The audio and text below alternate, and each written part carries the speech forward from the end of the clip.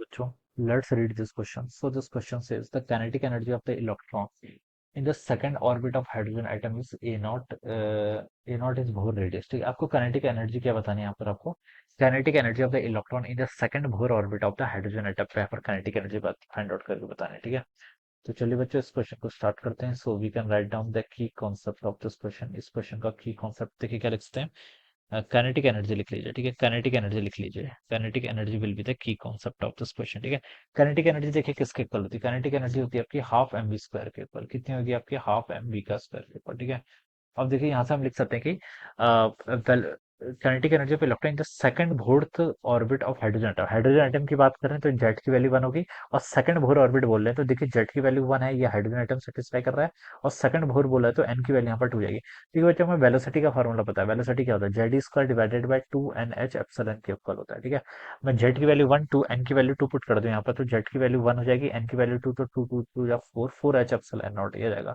ये आपका क्या गया, दिस इज द वेलोसिटी। ये क्या गया आपकी वेलोसिटी।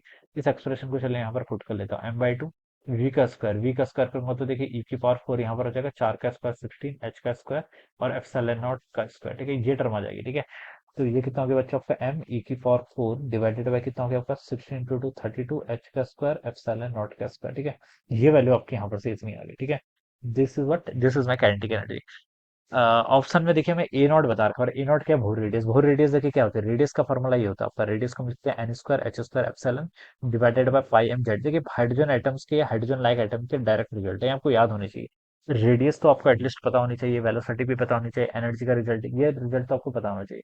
भोर रेडियस के लिए बच्चों में यहाँ पर ए नॉट सिंबल यूज किया है, तो एन की वैल्यू बच्चों 1 पुट कर देना है, यहाँ पर h का square epsilon divided by pi m। ठीक है, जेड की जगह 1 पुट कर देना, ई का स्क्वायर, तो ये आपका क्या जाएगा, this is my A not. ठीक है, ये क्या गया मेरा ए नॉट आ गया। ठीक है, ऑप्शन में देखो तो मुझे ए नॉट के स्क्वायर दे रखा है डिनोमिनेटर में। ठीक है, तो ए नॉट का स्क्वायर अगर मैं कर दूं बच्चों, तो देखिए ए नॉट का स्क्वायर को यहाँ से क्या लिख सकता हूँ मैं, h⁴ एप्सिलॉन नॉट का स्क्वायर डिवाइडेड बाई पाई का स्क्वायर हो जाएगा, m का भी स्क्वायर हो जाएगा, e की पावर कितनी हो जाएगी 4 हो जाएगी। ठीक है, अब बस इस रिजल्ट को मुझे यहाँ पर पुट करना है। ठीक है, तो क्या कर सकता हूँ, देखिए m e⁴ चलिए इसको तो मैंने ऐसे ही रहने दिया, m e⁴ ठीक है, 32 को भी चलिए मैंने बाहर लिख लिया। ठीक है, अब देखिए यहाँ पर h की, इस वाले एक्सप्रेशन में देखो तो h⁴ एप्सिलॉन नॉट का स्क्वायर है। क्या है, h⁴ एप्सिलॉन नॉट का स्क्वायर।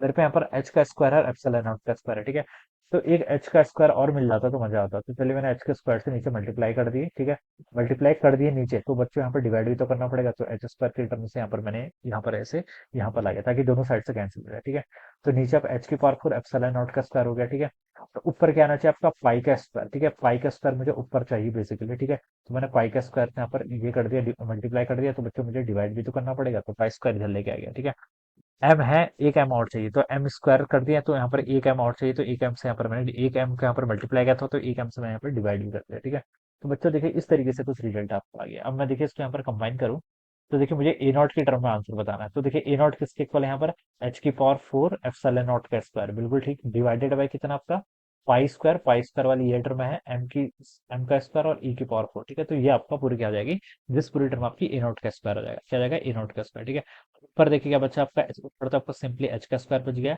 नीचे देखिए आपका क्या बच गया 32 m पाई का स्क्वायर, और क्या हो जाएगा आपका ए नॉट का स्क्वायर, तो ये आंसर हो जाना चाहिए इसका। ठीक है, ये ऑप्शन गिवन है, देखिए h square divided by 32 pi square m A not का स्क्वायर, देखिए सी ऑप्शन पे गिवन कर रखा है, सी पे ना, हाँ, तो ऑप्शन सी क्या होगा बच्चों, उसके करस्पॉन्डिंग करेक्ट आंसर। तो ऐसे ही हम इसको क्या कर लेंगे, सॉल्व कर लेंगे, option C would be the right answer.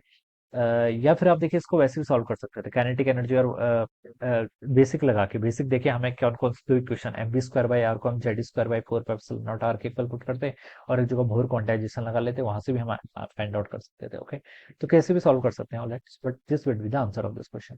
So I hope you all understood this concept. All the best and thank you so much.